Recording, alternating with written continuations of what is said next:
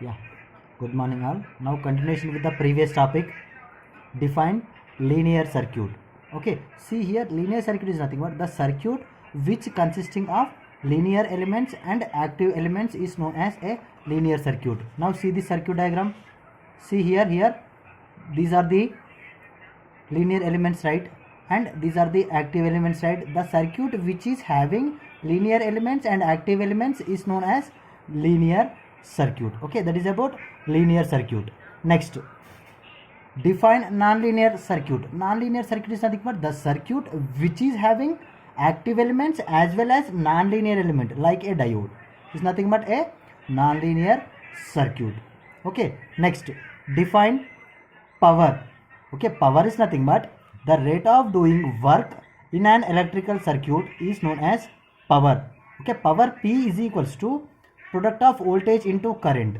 But already we know that from Ohm's law, V is equals to I into R, right? If I substitute that value, power formula will be I square into R.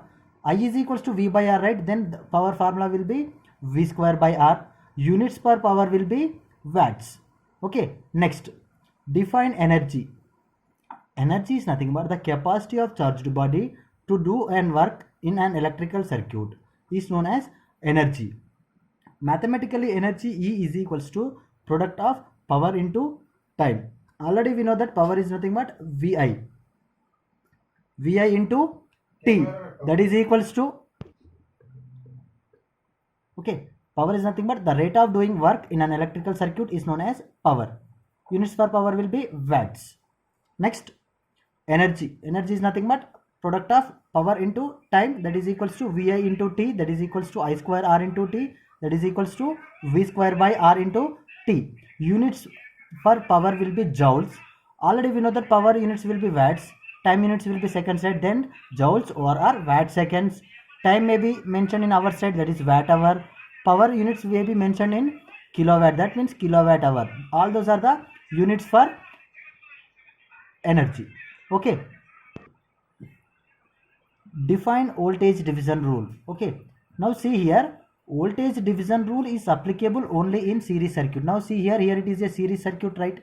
Here three resistors R1, R2, R3 are connected in series across a supply voltage of V volts, right? That means by knowing this voltage only we can use voltage division rule.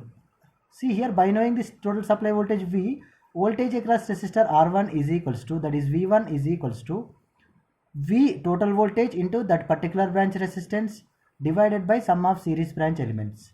Next, similarly V2, voltage across resistor R2 is equals to total supply voltage into that particular branch resistance, that is V into R2 by R1 plus R2 plus R3. Similarly V3 also. Okay, that is about voltage division rule. Next, current division rule.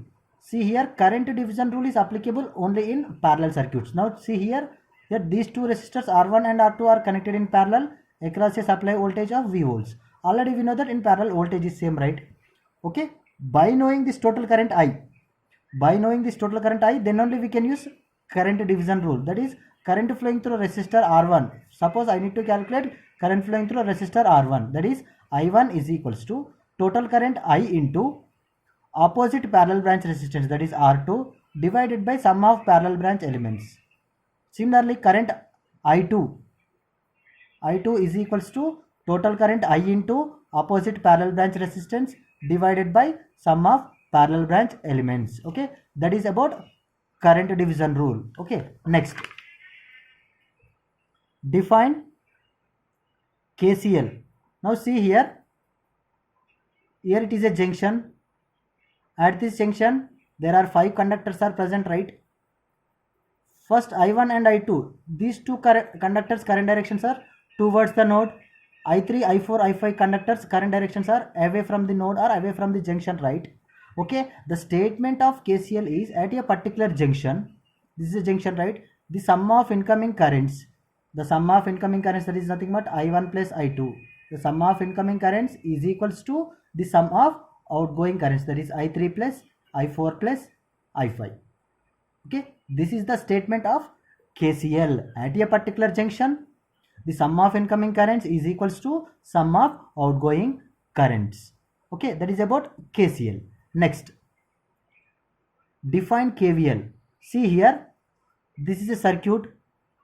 Okay, here V is the supply voltage, V1 is the voltage across resistor, V2 is voltage across second resistor R2, V3 is voltage across third resistor R3, right? Now see here, because of this battery voltage, current I is flowing into the circuit, right? Current always flows from higher potential to lower potential. Okay, this is the direction of current. Based upon this clockwise direction current, across passive elements, you need to give clockwise plus minus, plus minus, plus minus polarities. Right, now see here, apply KVL here, minus plus minus V, plus minus plus V1, plus minus plus V2, plus minus plus V3 is equals to 0. That is the statement of KVL. Algebraic sum of all voltages in a closed loop is equals to 0. That is minus V plus V1 plus V2 plus V3 is equals to 0. From that equation, V is equals to V1 plus V2 plus V3. Okay, the statement of KVL is algebraic sum of all voltages in a closed loop is equals to 0. Next, KCL expresses which law? Already we know that from KCL I1 plus I2 is equals to I3 plus I4 plus I5, right? I is nothing but Q by T, right? That is nothing but Q1 by T plus Q2 by T is equals to Q3 by T plus Q4 by T plus Q5 by T, right? Here if I take T as common on LHS side and RHS side, T will be cancelled. That is Q1 plus Q2 is equals to Q3 plus Q4 plus Q5. That means Q1 plus Q2 is equals to Q3 plus Q4 plus Q5 is nothing but KCL expresses, this is nothing but law of conservation of charge. Okay, next, KVL expresses which law? KVL expresses law of conservation of energy. That is, already we know that V is equals to W by Q, right? That is V is equals to, already we know that V1 plus V2 plus V3, right? That is W is equals to, that is W, V is nothing but W by Q is equals to W1 by Q plus W2 by Q plus W3 by Q. Why? Because in series charge will be same. Then Q will be cancel each other. That is W is equals to W1 plus W2 plus W3. That is nothing but a law of conservation of energy. Okay. Next, what is the statement of superposition theorem? Okay, superposition theorem states that in any linear bilateral network consisting of two or more sources, let us consider this example.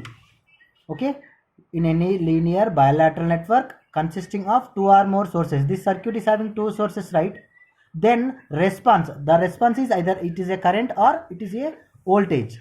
Okay, the response is either it is a current or voltage. The response in any element is equals to algebraic sum of all elements when we consider each source separately. Okay, remaining sources are replaced by their ideal elements. Okay, this statement will be explained here. See here, in any linear bilateral network, it is a linear network. Already all definitions are discussed, right? Bilateral network consisting of two or more sources, right? Here it is having two sources. Suppose I need to calculate current flowing through this 10. Okay, in any linear bilateral network, current flowing through any branch is equals to algebraic sum of all currents when we consider each source separately. That means first we need to consider two sources acting at a time, calculate current flowing through this 10 ohm. After that, consider 5 volt source acting alone. Next, the remaining source is current source, right? That is replaced by their ideal elements. That is nothing but open circuited. Okay, that means open circuit in series with resistance eliminated. Then the equivalent circuit will be like this only. 5 volts in series with 5 ohm and 10 ohm. Here first you need to calculate current flowing through 10 ohm by considering 5 volt source. Next case, considering 3 ampere source. This source should be replaced by short circuit. Again calculate current. First case current I1 dash, second case current I2 dash. Starting case, that means two sources considered case is total current I. That current is equals to first case current plus second case current is nothing but superposition theorem. Okay, that is the statement of superposition theorem. Next, limitations of superposition theorem. Okay, superposition theorem is applicable only for linear and bilateral elements. Okay, superposition theorem is not valid for power calculations. Why? Because power is a non-linear relation. Okay, next, What are the applications of superposition theorem? Superposition theorem is used when the circuit is having more sources. That means if it is having 5 sources, 6 sources, then it is, the calculations will be difficult. Okay, to overcome that calculation we can apply superposition theorem. Okay, those are the applications of superposition theorem. Okay, next, Thevenin's theorem. Okay, the statement of Thevenin's theorem is, in any linear bilateral network consisting of number of sources and a number of resistors, whatever it may be the circuit which is having number of resistors and number of sources are replaced by single voltage source in series with the Thevenin's equivalent resistance in series with the load resistance. That means complexity circuit is replaced by simple circuit. Okay, whatever it may be the circuit, okay, whatever it may be the complex circuit, that will be replaced by single voltage source in series with Thevenin's equivalent resistance in series with load. Right here we can easily calculate load current IL. Okay, that is about Thevenin's theorem. Okay, next, applications of Thevenin's theorem. Thevenin's theorem is used in power system calculations. Okay, remaining we will see in next class. Okay, thank you all.